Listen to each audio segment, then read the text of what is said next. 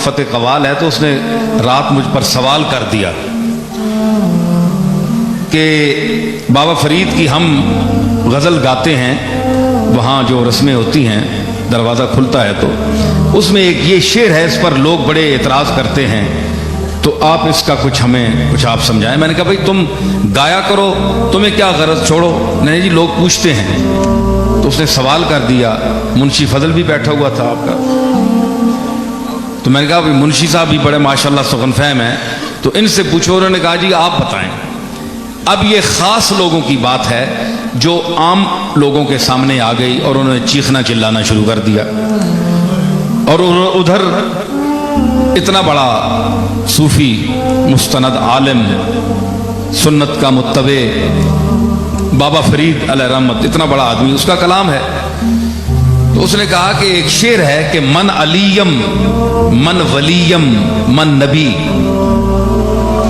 میں علی ہوں، میں ولی ہوں اور میں نبی ہوں۔ جم نام رستم نیم بہمن نیم، میں جم بھی نہیں ہوں، جامع جمشید جس کا مشہور تھا، رستم پہلوان جو گزرے ایک کافر تھا، یہ بھی جم بھی مشرک تھا، رستم نیم بہمن نیم، بہمن پہلوان بھی گزرا ہے ایران کا بہت بڑا، تو یہ سب مشرک تھے لیکن بادشاہ تھے، دولت مند تھے۔ تو یہ لف و نشر مرتب ہے۔ تو بابا فرید کہنا کیا چاہتے ہیں؟ اب اعتراض معترضین یہ اعتراض کرتے ہیں کہ وہ اب من کا معنی ہے میں، تو گویا بابا فرید صاحب یہ کہنا چاہتے ہیں کہ میں علی ہوں، میں ولی ہوں، میں نبی ہوں۔ حالانکہ نبی تو وہ نہیں ہے، علی بھی وہ نہیں ہے، چلو ولی ہو سکتے ہیں تو، لیکن ولی کے لیے بھی دوسرے لوگ کہتے ہیں، خود انسان اپنے آپ کو ولی نہیں کہتا۔ تو یہ آج کا باشعور آدمی بھی ایسی بات نہیں کرتا، بابا صاحب نے یہ بات کیوں کہی؟ تو میں نے اس کا جواب پیش کیا، جھوم گئے وہ بڑے لوگ۔ میں نے عرض کی بات یہ ہے کہ جو معترض ہے اس کو سمجھ نہیں آئی کہ فرید الدین کہاں سے بول رہا ہے۔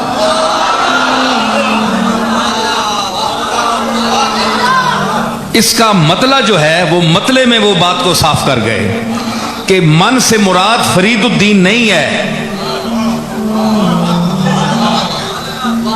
مطلع نے اس بات کا مطلع صاف کر دیا۔ انہوں نے کہا کہ من نیم واللہ یارا من نیم، میں نہیں ہوں اے دوست میرے، واللہ اللہ کی قسم میں نہیں ہوں، سر سرم جان جانم تن نیم تن نیم، میں تو رازوں کا راز ہوں، جان در جان ہوں۔ میرا اعتبار جسمانی اعتبار سے نہ کرنا، میرے جسم کو دیکھ کر تم مغالطے میں نہ جانا، میرے جسم کو دیکھ کر کے یہ فرید الدین بیٹھا ہوا ہے، یہ جسم تو فرید الدین کا ہے، اس پر نام فرید الدین کے لفظ کا اطلاق ہو رہا ہے، لیکن اندر کچھ اور ہے۔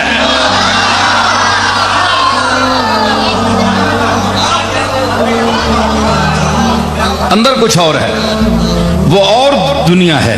دیکھیں نا، نور پاکم آمدہ در مشت خاک،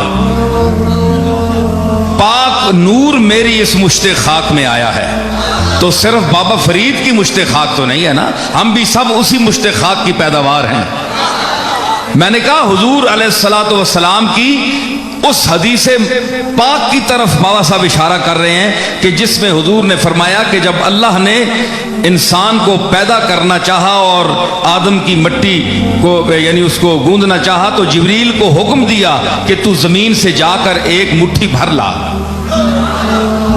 تو یہ جبریل نے مٹھی بھری اور اس میں یہ سارا تخلیق کا نظام ہوا۔ اس مٹھی کی طرف بابا صاحب اشارہ کر رہے ہیں، اور صرف اپنے ہی طرف نہیں بلکہ پوری عالم انسانیت کو مخاطب کر رہے ہیں کہ نور پاکم آمدہ در مشت خاک، کور چشمہ را ولے روشن نیم، مجھ میں تو اللہ کا نور آیا ہوا ہے، لیکن اندھوں کو یہ بات پتہ نہیں، جن کی آنکھیں ہیں وہ اس نور کو دیکھتی ہیں۔